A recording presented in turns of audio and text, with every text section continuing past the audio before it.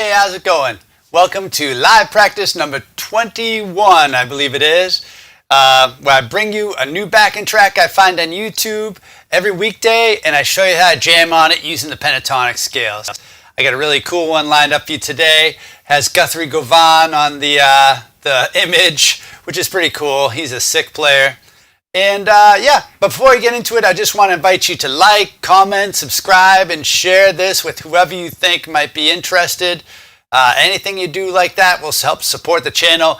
Let me know I'm doing right by you guys and bringing you the right stuff. So, and also comment, leave some backing tracks you want me to like feature on this and show you how I would approach it. And I get to practice stuff I never played before, like today's lesson. Usually I just grab them right off the web and be like, yeah, let's try this. I also want to mention today's lesson is brought to you by the Pentatonic Way. It's a course and system I created online. Focuses on the pentatonic scale and using it because it's the easiest scale to do everything on the guitar. You can just play over every sort of progression, every sort of chord. And I try to teach it in a very unique way. As you can see all these interactive videos and graphics and stuff like that. It's something that it's a passion of mine, and I really want to change the world one lick at a time, really. I want you to be able to improvise freely and, you know, find your own sound on the guitar. So let's start with today's lesson. We're going to check out rock funk backing track Guthrie Govan style in EM. EM stands for E minor. And this is from Audemont Studios. These guys are amazing. They've been at it a long time. They always have awesome graphics, and a lot of times they have a cool like quote as well. But let's check this out. We'll give it a listen. I believe I muted it. Hold on. There we go. All right. So you got E minor. Then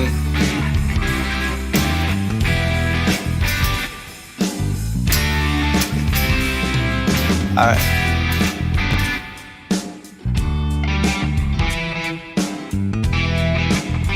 That's why they call it G. All right, cool. So let's check out these chords. We got E minor, so you can play that at the 7th fret there. And then it quickly switches to G, which sounds a lot like E minor, which makes sense because E minor is a sad twin of G. So in order to do that quick change there and stay in the same spot, you can do this G, which is pretty cool G. So you have your pinky on G, which is the 10th fret on the A string. And then you're going to use your ring finger on the next string down, the D string on the 9th fret, pointer finger on the G string on the 7th fret, and your middle finger on another G that's on the 8th fret on the B string. Right? So you go. And then you have D major on the 5th fret, and C major.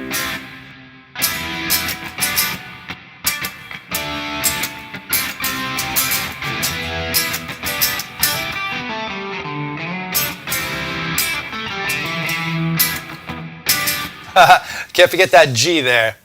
All right, cool. And let's see. We'll keep it simple at first. We're going to use this shape of the pentatonic every time. This shape here of the pentatonic scale on the 12th fret, because that's going to make it E minor.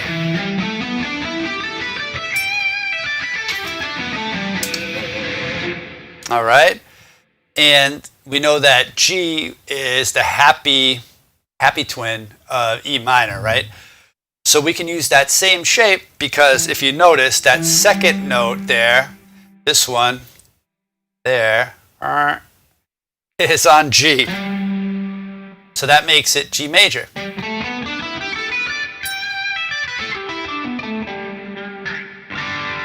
That makes sense? So you can use that same shape over E minor and G major. Now, for the D chord, if we want to stay around the 12th fret, what we can do is use this shape, the third shape of the pentatonics.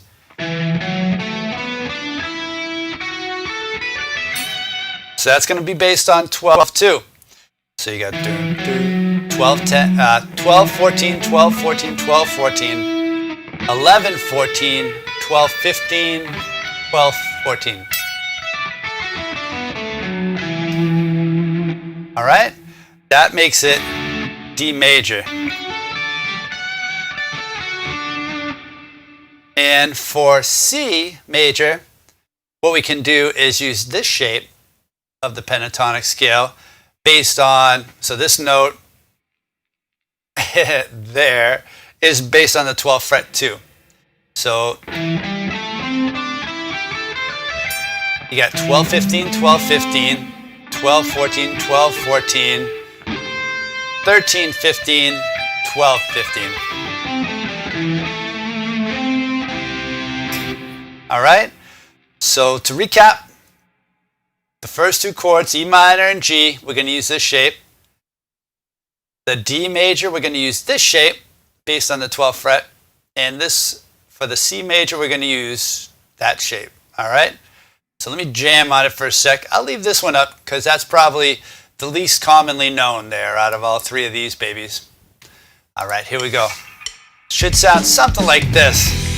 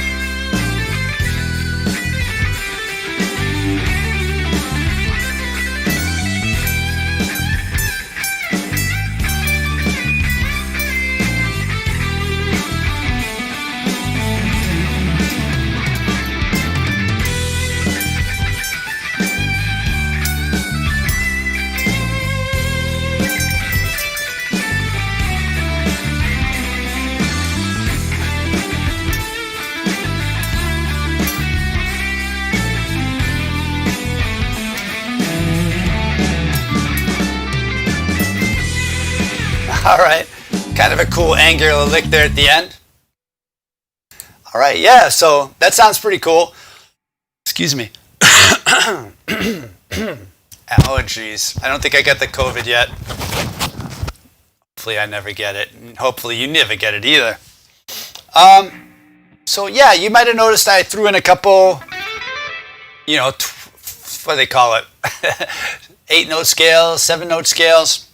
They call it church modes, you know, like the major scale, minor scale, all that stuff. So the way I can kind of determine which one to use when jamming on something like this is I take those three shapes that we looked at, this one, and this one, and kind of superimpose them on top of each other. So if we look at the bottom strings, with this shape, we have these notes, right? And so we don't know which notes to put in here to make them the 7th note scale. It could be this, which would be like Dorian. It could be this, which would be Aeolian, or this, which should be Phrygian. So, but if we look at our scales that we've chosen for the pentatonics, we have that. Then for the D, we have this note, right? So now we know on that string, we're going to get that. So it's not Phrygian, because Phrygian would be here, right? And now we look at the fourth shape, and we see that we have this note. So it's not that note, so it's not Dorian. So what we have is combined, we have Aeolian.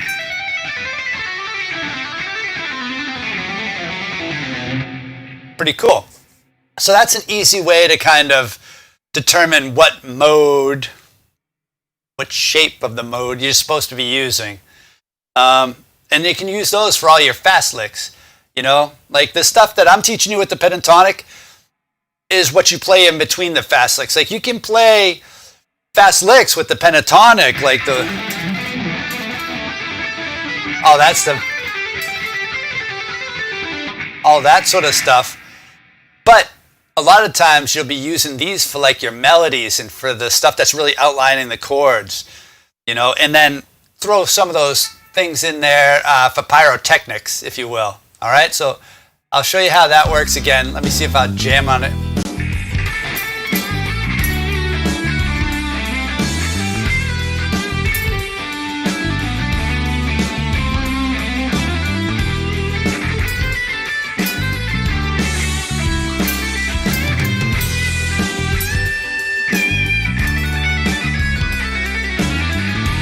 Oh, I tried something a little different.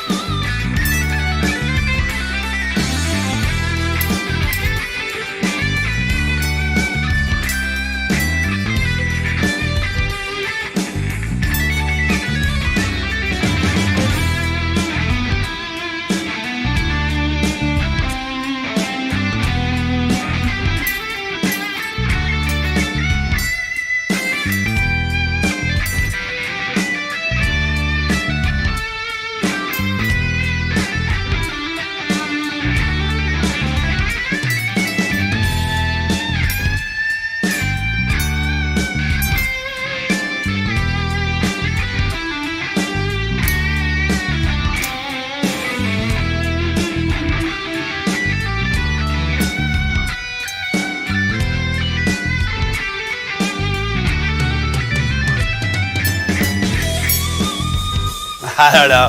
I wasn't looking where I was going. All right. So yeah, what I did there for one time, just accidentally, I was like, oh, that'd be cool. Like coming off of that C at the end, did a cool run, but I started doing like this pattern. So pull off, then hammer on. 1, 2, 3, 4, 5, 6. All right. So I went from a 3-note per string shape, like pentatonic shape, and then went into the mode. So that's pretty cool if you're like doing like stuff up here.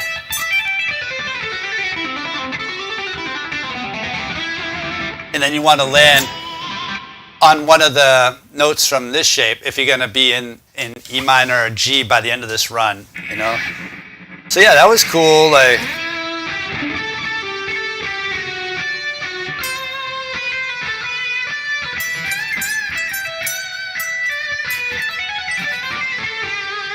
yeah.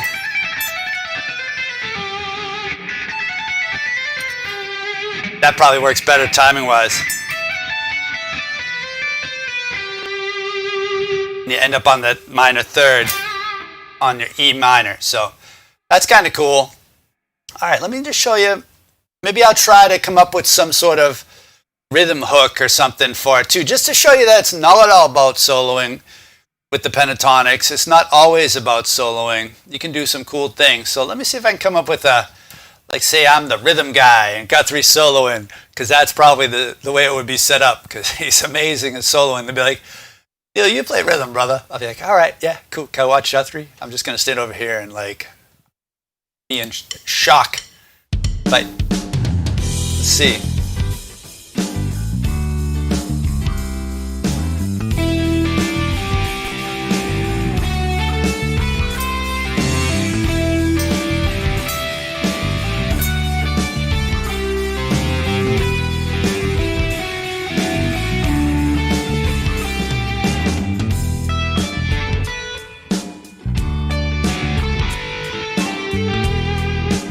I can't help but solo sometimes.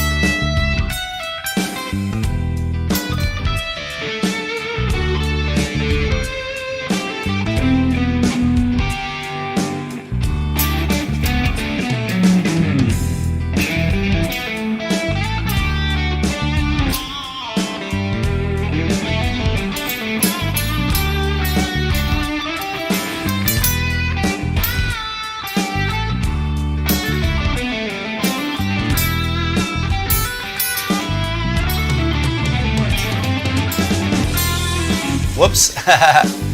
So I'm moving around the neck a little bit. I'm using this for my E and the G. And then I'll use this one here. Whoops. Come on, man. I'm going to use this one on the B because that makes it D major. And I'll use this one there. I'll just move them down. All right. So let's see if you can spot the shapes. Here's the 4. Wait. Here comes the 4.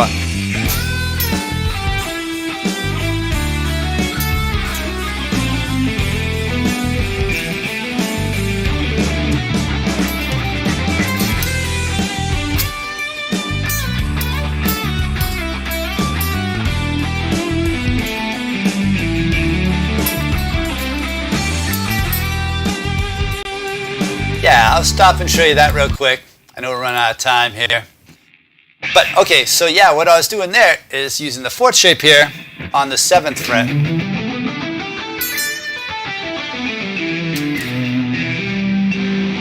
For my E and for the G. Now for the D, what I'm using is the 1st shape. And that's going to be here because you want your 2nd finger to line up to D, which is the 10th fret. So on the 7th fret is where we'll play this shape. Right? And then on the 5th fret, that's where we'll play it for the C major because your 2nd finger's on C. Does that make sense? Let me know in the comment if you need clarification on that because I'd be happy to help. So yeah, so you have E minor, G, and then B, D major.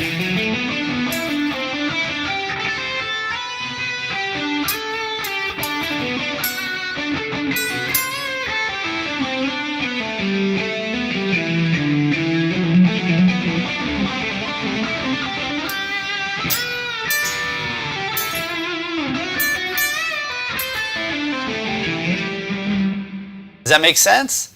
So that's really cool because you're only using 2 shapes. So you get the 4th shape and then you use the 1st one and just move it down a half step, a whole step. So let's see. I'm gonna jam on that on my neck pickup. What?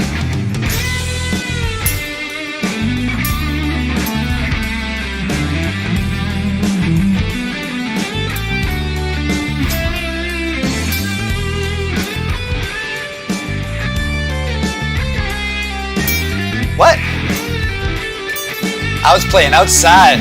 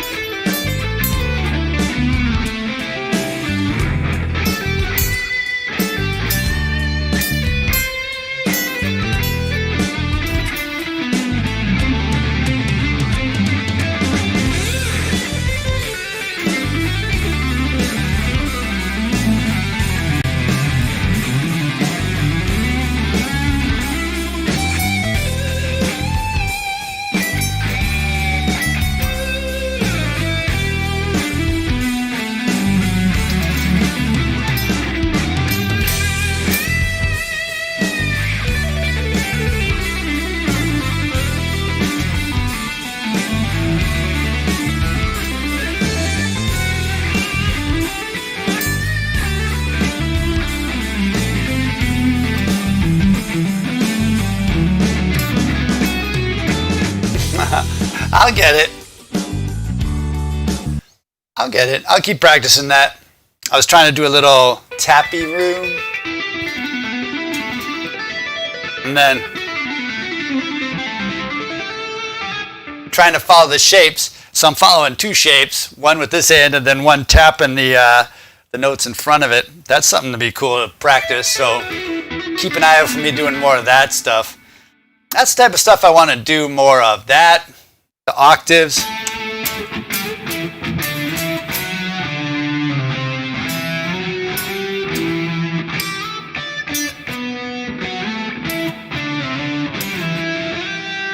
That's tough though, all that stuff.